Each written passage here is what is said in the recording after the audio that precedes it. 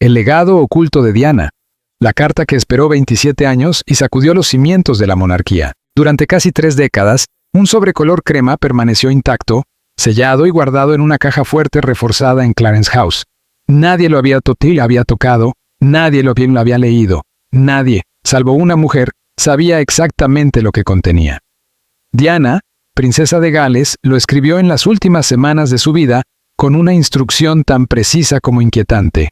Abrir solo cuando Harry enfrente su mayor crisis. Charles sabrá cuándo ha llegado ese momento.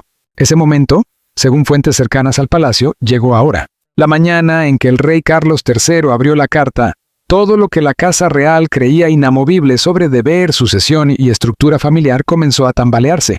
No fue una revelación planificada ni un acto deliberado.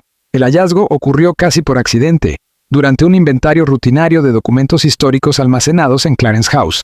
Cada cierto número de años, los secretarios privados del monarca revisan archivos, correspondencia oficial, papeles familiares que se remontan a generaciones, asegurándose de su correcta conservación y catalogación. La mayoría de esos documentos son previsibles: cartas diplomáticas, documentos legales, recuerdos institucionales. Pero en el fondo de una caja fuerte, detrás de archivos relacionados con la investidura de Carlos como príncipe de Gales en 1969, apareció un sobre que detuvo el tiempo. En el anverso, con una caligrafía inconfundible, Diana había escrito la advertencia que hizo temblar las manos del secretario. Solo abrir cuando Harry enfrente su mayor crisis. El sobre fue llevado al rey en menos de 1 hora. Carlos estaba en su despacho revisando la prensa del día, cuando el objeto fue depositado cuidadosamente sobre su escritorio. Durante largos minutos no lo tocó. Reconoció de inmediato la letra de Diana, el tipo de papel, incluso la forma del sello. 27 años. Ese era el tiempo que había pasado desde que ella escribió aquellas palabras, sin saber que moriría semanas después. Pero la instrucción planteaba un dilema devastador. ¿Cuál había sido, realmente, la mayor crisis de Harry? La muerte de su madre cuando tenía apenas 12 años. Su adolescencia, bajo el foco implacable de la prensa. Sus años en el ejército, marcados por la tensión entre deber y deseo de anonimato. El torbellino mediático de sus relaciones sentimentales. Su salida abrupta de la vida real. Las acusaciones públicas contra la familia, el distanciamiento, el exilio voluntario. ¿Había sido alguna de esas? ¿O Diana estaba anticipando algo aún más profundo, más silencioso, más peligroso? Finalmente, Carlos abrió el sobre con extremo cuidado, intentando preservar el sello. Dentro había 3 páginas escritas a mano. El papel estaba ligeramente amarillento por el paso del tiempo, pero la tinta seguía nítida, como si las palabras se hubieran negado a desvanecerse. La carta comenzaba sin preámbulos, como si Diana hubiera estado hablando y simplemente hubiese decidido continuar la conversación sobre el papel. Charles, si estás leyendo esto significa que Harry ha llegado al punto que siempre temí. El punto en el que ya no sabe quién es fuera de ser el suplente, fuera de la sombra de William, fuera de ser el niño que perdió a su madre. Necesito que escuches lo que voy a decirte, no como rey, sino como su padre. Carlos sintió cómo se le cerraba la garganta. La voz de Diana, tan clara a través de la escritura, cruzaba casi 3 décadas para describir una situación que ella no podía haber vivido, pero que parecía haber anticipado con una precisión inquietante.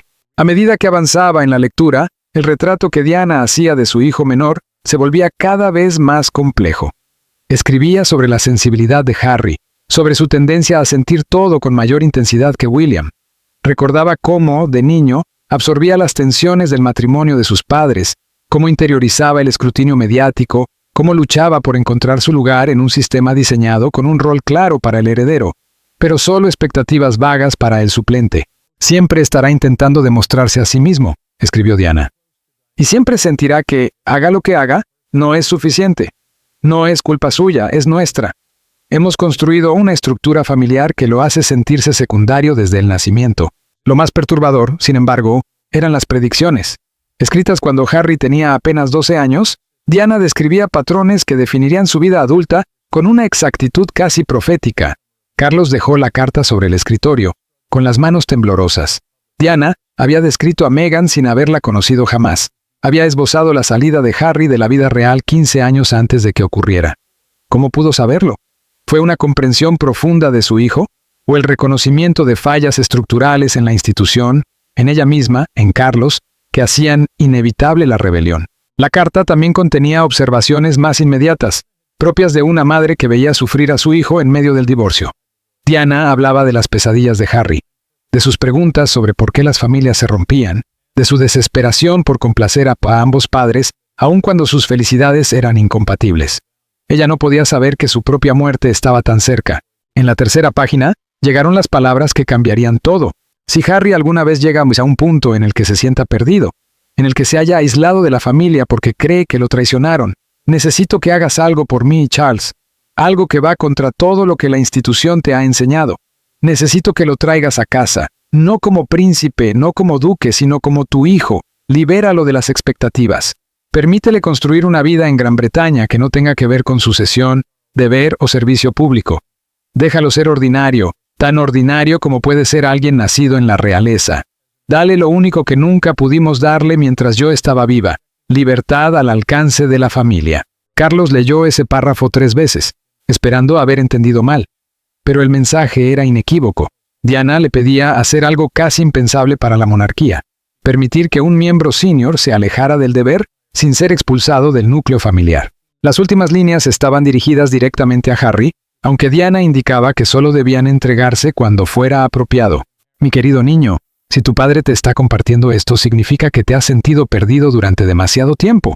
Vuelve a casa, no al palacio, ni al deber, ni a las cámaras. Vuelve a la familia que te ama, incluso cuando ha hecho un trabajo terrible al demostrarlo. Nunca estuviste destinado a ser la sombra de William. Estabas destinado a ser tú mismo, y eso es suficiente. Siempre lo fue. Carlos dobló la carta con cuidado y permaneció en silencio. Para entender por qué las palabras de Diana resultaban tan devastadoramente certeras, es necesario mirar sus últimos años de vida. En ese periodo, Diana estaba obsesionada con asegurar el futuro emocional y práctico de sus hijos. Harry tenía solo 12 años, pero ella lo observaba con la intensidad de una madre que, quizá de manera inconsciente, sentía que su tiempo era limitado. Personas de su entorno más cercano, miembros de su equipo personal y amigos que guardaron silencio durante décadas, han confirmado que Diana se preocupaba por Harry de una manera distinta a como lo hacía por William. El camino del primogénito estaba definido, su identidad anclada en la inevitabilidad de ser rey. Harry, en cambio, habitaba una zona gris constitucional. Diana sabía que esa ambigüedad era peligrosa. Había visto lo que le ocurrió a la princesa Margarita, la hermana de la reina Isabel II, siempre secundaria, nunca libre. Diana temía el mismo destino para su hijo menor. La carta hace referencia a conversaciones específicas del verano de 1997. En una de ellas, Harry le preguntó algo que la destrozó. «Mamá, si le pasa algo a William, ¿yo tendría que ser rey?» Diana lo tranquilizó. Pero la siguiente pregunta reveló la herida más profunda. ¿Y si lo fuera, sería lo suficientemente bueno? Para Diana, esa duda condensaba toda la lucha identitaria de Harry. No porque fuera menos capaz, sino porque el sistema estaba diseñado para elevar a uno y minimizar al otro. Cada aparición pública, cada titular, reforzaba esa jerarquía. El heredero y el suplente. Una etiqueta repetida hasta vaciar de humanidad al niño que la cargaba. Diana intentó fortalecer la autoestima de Harry fuera del marco real. Lo llevó a su trabajo con organizaciones benéficas, lo acercó a comunidades marginadas, fomentó su interés por el ejército como un espacio de mérito y no de nacimiento. Y, sobre todo, le repitió incansablemente que su valor no dependía de su cercanía al trono. Pero también sabía que su influencia tenía límites. Tras el divorcio, su acceso a los niños fue cada vez más controlado. En una carta escrita en 1997, Diana dejó constancia de esas preocupaciones con una claridad que hoy resulta estremecedora. Según relataba, había intentado abordar el tema directamente con Carlos en varias ocasiones, pero se encontró con un muro de incomprensión. O bien, él no estaba dispuesto, o bien no era capaz de entender el daño psicológico que, a ojos de Diana, se estaba infligiendo a su hijo menor. Para Carlos, todo formaba parte de una tradición asumida durante generaciones. Los hijos menores siempre encontraban su lugar, siempre salían adelante. Para Diana, en cambio, lo que estaba en juego era la identidad y la autoestima de un niño que comenzaba a convencerse de que no importaba. Uno de los pasajes más tensos de la carta describe una confrontación directa entre Diana y Carlos a principios de 1997, pocos meses después de que su divorcio se hubiera hecho definitivo.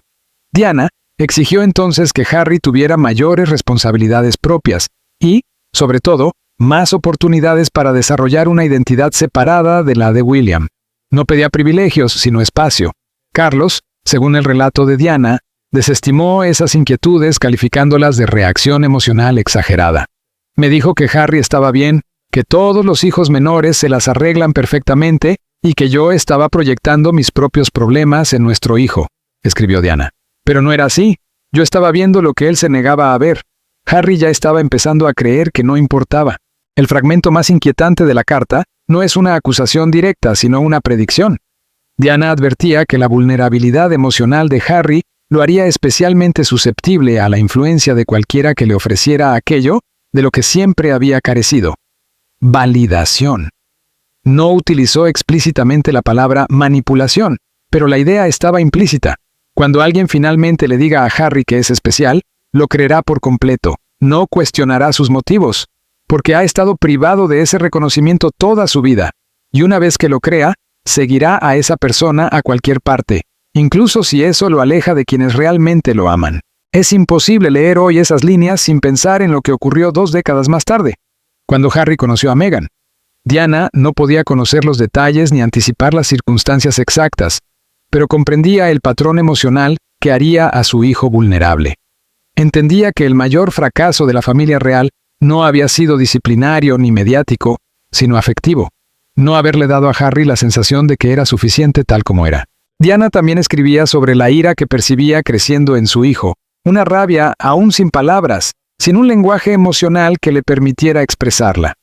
Está furioso con el mundo por haberle robado una infancia normal, furioso con la prensa por invadir cada momento, furioso con Carlos y conmigo por no haber sabido protegerlo del escrutinio, pero sobre todo, está furioso con un sistema que le dice que su único propósito es ser el respaldo de William.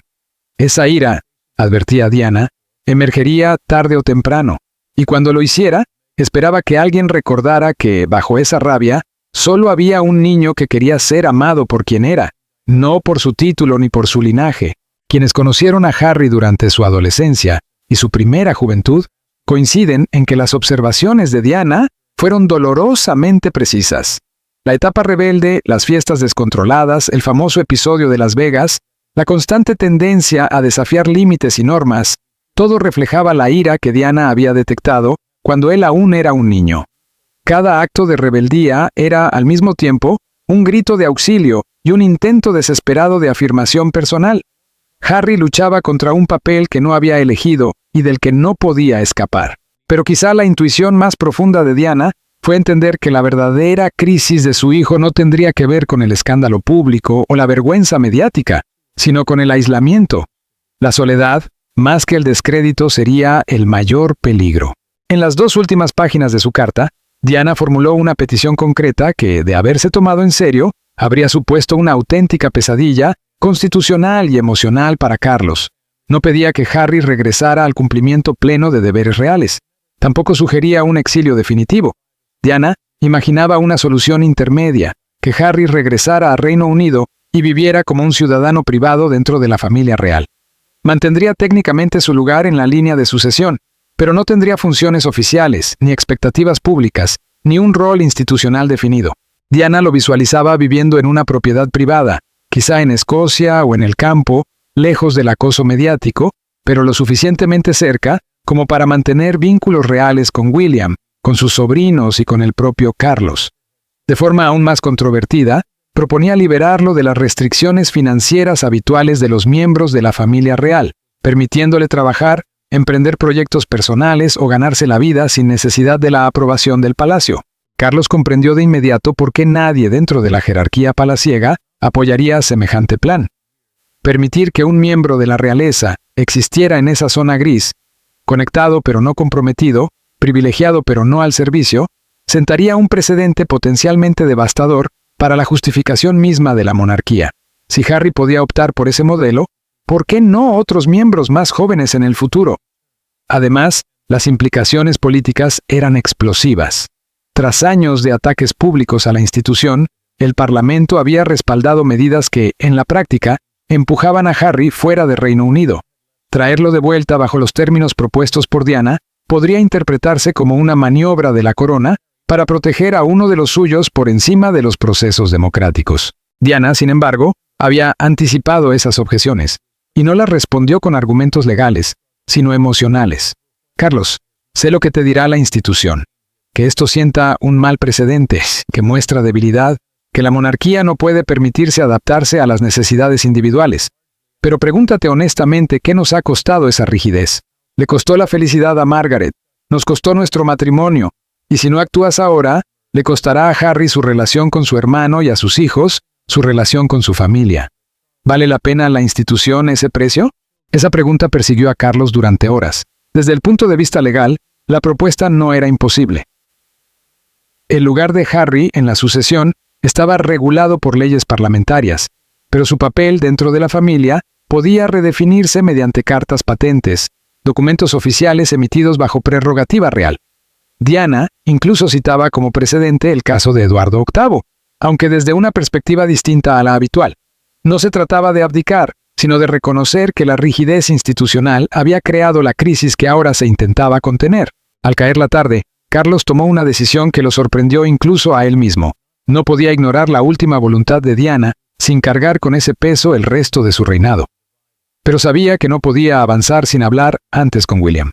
La llamada a Kensington Palace se produjo esa misma noche.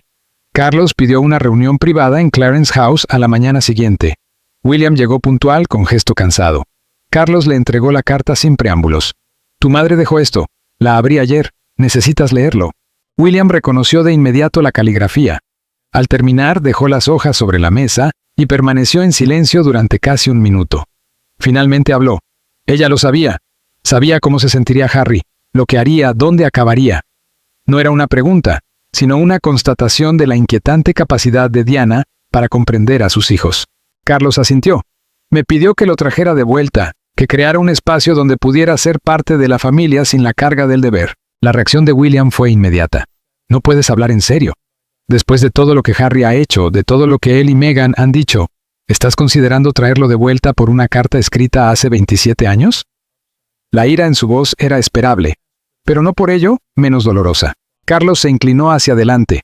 Tu madre creía que la crisis de Harry llegaría. Quería que tuviera un camino de regreso cuando ocurriera. Ese momento ha llegado.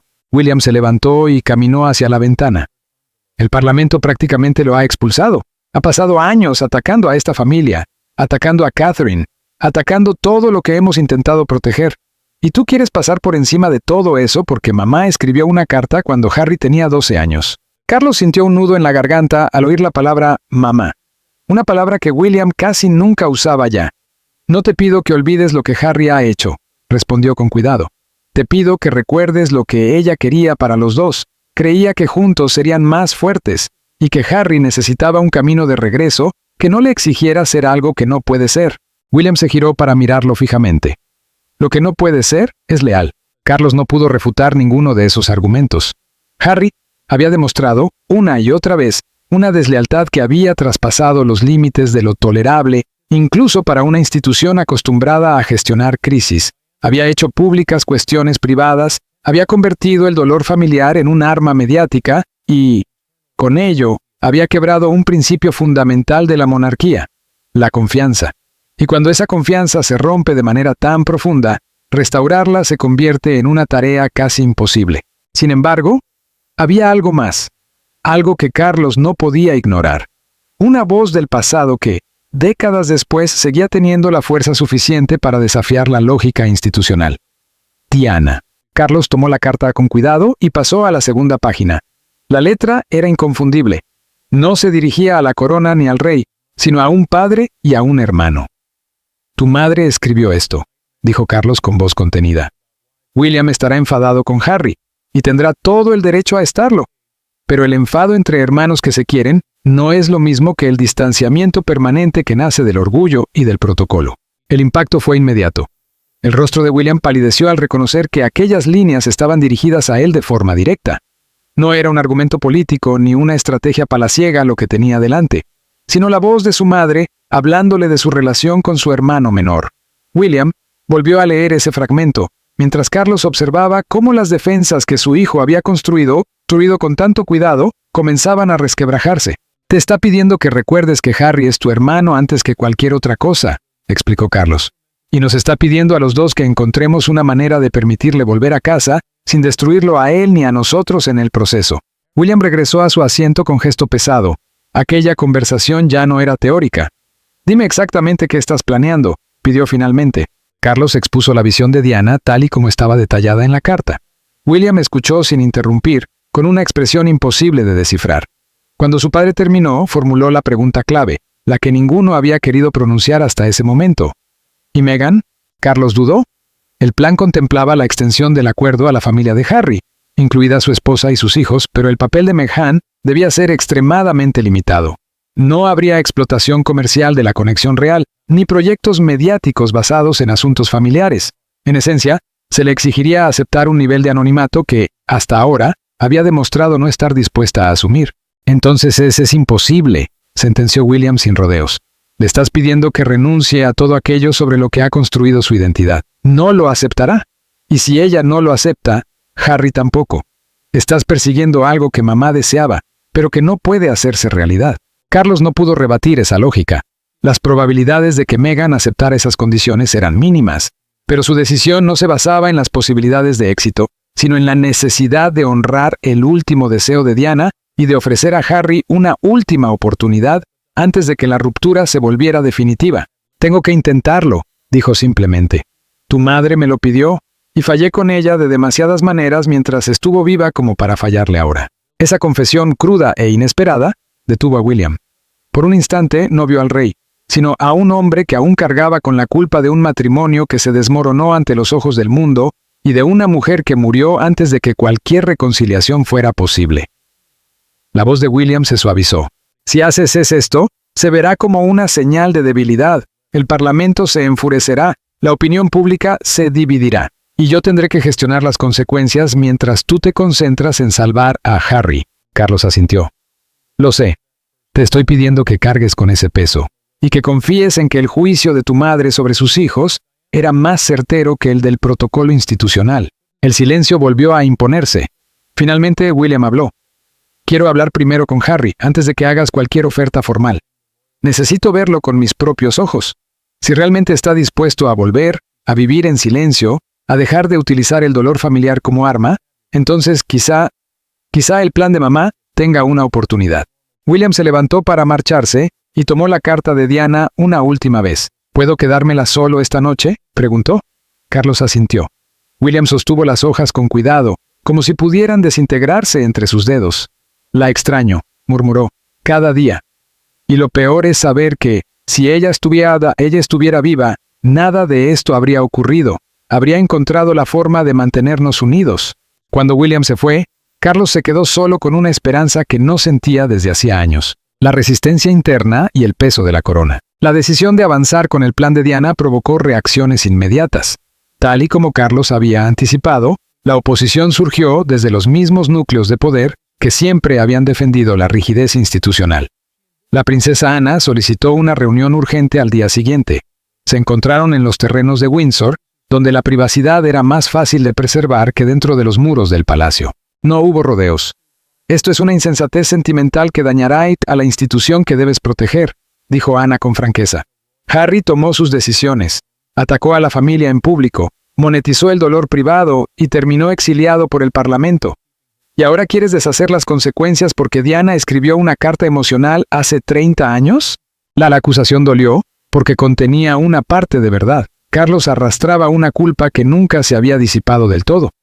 Ana lo sabía, y no dudó en señalar esa herida abierta. «No es manipulación», respondió Carlos con firmeza. «Es cumplir el último deseo de una madre. Diana vio en Harry algo que nosotros no supimos ver. Su dolor, su lucha, su necesidad de un camino diferente, y me pidió que se lo ofreciera si llegaba el momento. Ese momento ha llegado». Ana permaneció escéptica. «¿Y William? ¿Has pensado en lo que esto le hace a él? Ha mantenido la dignidad durante años de ataques, ha protegido a Catherine y a sus hijos, y ahora le pides que perdone lo imperdonable». Carlos había reflexionado sobre eso innumerables veces. Lo que estaba pidiendo a William era enorme, pero la carta de Diana abordaba precisamente ese punto. Ella creía que los hermanos se necesitaban, y que su ruptura los dañaría a ambos a largo plazo. «Diana era una optimista con sus hijos», replicó Ana. «Quería que estuvieran unidos porque los amaba, no porque fuera estratégicamente inteligente». Carlos no retrocedió. «Estoy pensando en la institución. y también en si una institución que no puede acoger a un miembro de su propia familia realmente merece los sacrificios que exige. Margaret se destruyó intentando encajar. Diana fue infeliz en un matrimonio que sirvió a la corona, pero nos devastó a los dos.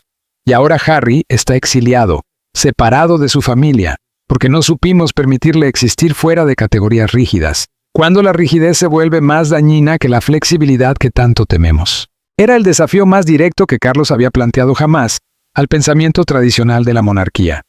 Ana lo entendió de inmediato. Si haces esto, dijo finalmente, te enfrentarás a asesores, al Parlamento y al público. Y si fracasa, tu credibilidad quedará dañada de forma irreversible. Lo sé, respondió Carlos. Pero si no lo intento, pasaré el resto de mi reinado preguntándome si pudimos salvar a Harry y elegimos el protocolo en lugar de la compasión. Camila, el precedente y la decisión final. La postura de Camila fue más matizada. Si traes a Harry de vuelta bajo estas condiciones, advirtió, estarás creando un precedente. ¿Qué ocurrirá cuando otros miembros de la familia pidan lo mismo? Carlos sonrió con cansancio. Diana tenía razón en muchas cosas, dijo. No siempre lo supe valorar en vida. Estoy intentándolo ahora. En el fondo, puede decirse que aquello era lo que Diana había pedido desde el principio. No de forma explícita ni con órdenes, sino con una comprensión íntima de sus hijos y de las batallas internas que ambos tendrían que librar a lo largo de su vida adulta. El retorno de Harry no fue, por tanto, un simple movimiento estratégico de la Casa Real, sino la materialización tardía de una visión que su madre había esbozado con sorprendente lucidez. El mensaje que lo cambió todo llegó a Harry a través de un canal seguro que el príncipe William había establecido durante la primera conversación telefónica verdaderamente significativa entre ambos en 18 meses. No fue una llamada casual ni improvisada. Detrás había semanas de tanteos discretos, de intermediarios silenciosos y de un deseo compartido, aunque todavía frágil, de abrir una puerta que llevaba demasiado tiempo cerrada. La reacción inicial de Harry fue, según personas de su entorno, de profunda desconfianza. Tras años de lo que él percibió como rechazo institucional y distanciamiento familiar, cualquier gesto inesperado sonaba a trampa. El pasado reciente pesaba demasiado como para aceptar sin reservas una mano tendida. Sin embargo, hubo un detalle que alteró por completo su forma de ver la propuesta. La mención de una carta escrita por Diana. Más allá de todas las diferencias, reproches y heridas acumuladas, los dos hermanos compartían una devoción absoluta por la memoria de su madre. Ambos respetaban su criterio y su capacidad para ver más allá de la superficie. Si Diana había dejado deseos específicos sobre el futuro de Harry, ignorarlos sin siquiera conocerlos era impensable. Ese fue el punto de inflexión. El contenido completo de la carta fue compartido con Harry durante una videollamada privada en la que participaron él mismo, William y el rey Carlos III. No fue una lectura fría ni protocolaria. En la pantalla apareció la letra manuscrita de Diana, reconocible al instante, cargada de una intimidad que ningún comunicado oficial podía replicar. Harry leyó las palabras de su madre como si el tiempo se hubiera plegado sobre sí mismo, absorbiendo observaciones profundas sobre su carácter, advertencias sobre las dificultades que enfrentaría y una comprensión casi profética de la sensación de incomprensión que lo acompañaría durante años. Quienes estuvieron presentes en California durante esa llamada relataron que Harry terminó llorando abiertamente. No eran lágrimas de nostalgia solamente, sino de alivio. Diana había puesto en palabras un dolor que él creía que nadie más había sabido reconocer. En ese momento, la distancia, el exilio autoimpuesto y la rabia acumulada parecieron perder parte de su peso. Sin embargo, si la carta de Diana abría una posibilidad para Harry, al mismo tiempo planteaba un problema inmediato y complejo para Meghan. Las condiciones implícitas en el plan que Diana había imaginado chocaban frontalmente con la vida que Meghan había construido desde su salida de la familia real. No habría explotación comercial de la conexión con la corona, ni proyectos mediáticos centrados en la familia, ni una exposición constante en la esfera pública. La vida que se proponía era deliberadamente discreta, casi invisible, y en gran medida alejada de los focos. Ese escenario contradecía los pilares sobre los que Meghan había levantado su identidad pública, su marca personal y sus iniciativas empresariales. Gran parte de su proyección dependía precisamente del vínculo con la realeza que ahora se le pedía dejar en segundo plano. Fuentes cercanas al entorno de los Sussex describieron días de discusiones intensas, conversaciones largas y emocionalmente agotadoras entre Harry y Meghan tras conocerse el contenido de la carta. El acuerdo que finalmente emergió fue incómodo para todos. Harry aceptaría regresar al Reino Unido bajo los términos delineados por Diana. Viviría en una propiedad privada en Escocia que Carlos había asegurado para garantizarle tranquilidad y distancia mediática, pero que al mismo tiempo le permitiría mantener un contacto razonable con su familia. Meghan y los niños permanecerían inicialmente en California. Harry viajaría con frecuencia entre ambos continentes, mientras evaluaban si esa solución podía funcionar a largo plazo. No era la resolución ideal para nadie, pero sí la única que evitaba una capitulación total por parte de Harry o de Meghan. Desde el punto de vista financiero, Harry quedaría liberado de muchas de las restricciones que tradicionalmente atan a los miembros activos de la familia real. Podría dedicarse a actividades privadas, laborales o benéficas sin la supervisión directa del palacio, algo que respondía tanto a su deseo de autonomía como al espíritu de la propuesta de Diana. Uno de los aspectos más delicados fue, sin duda, la relación de Harry con los hijos de William. George, Charlotte y Louis apenas conocían a su tío. Eran muy pequeños cuando él abandonó el Reino Unido, y, durante los años de distanciamiento, el contacto fue prácticamente inexistente. Los planes iniciales contemplaron una reintegración gradual, sin forzar encuentros ni imponer una cercanía artificial. La prioridad era no trasladar a la nueva generación las tensiones no resueltas de la anterior. Mientras tanto, quedaba pendiente una cuestión crucial: ¿cuándo y cómo informar al público del regreso de Harry? La comunicación oficial se retrasó deliberadamente, en parte para permitir que los primeros encuentros familiares se produjeran lejos del escrutinio mediático.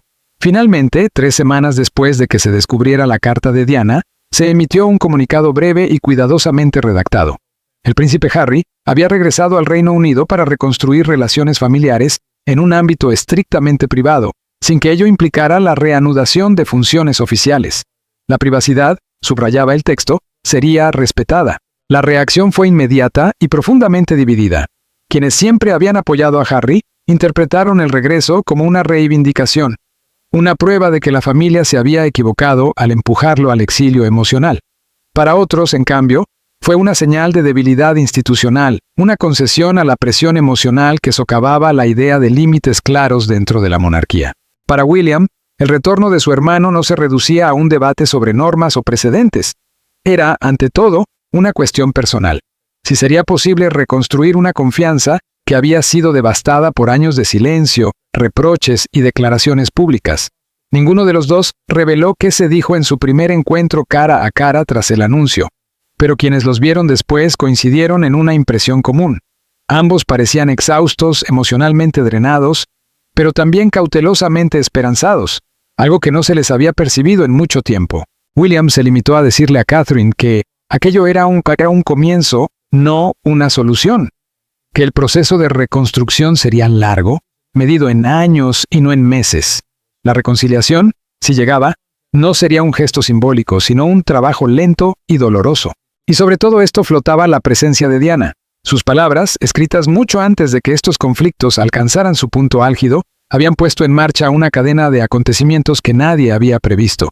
Sin embargo, quedaba una pregunta fundamental sin respuesta.